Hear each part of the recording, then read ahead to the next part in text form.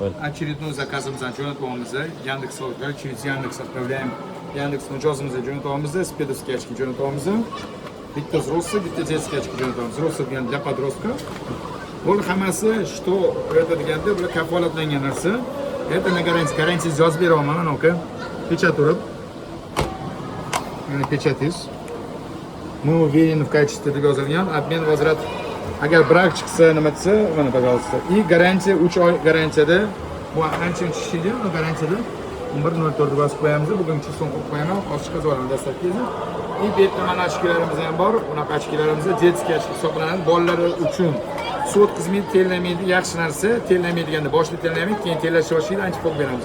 Bu ochkilarimiz kafolatlangan. Ko'chadan topib kelsanglar, olib kelsanglar, любой joydan hech qanaqa garantiya yo'q. Biz garantiya beramiz bu narsaga.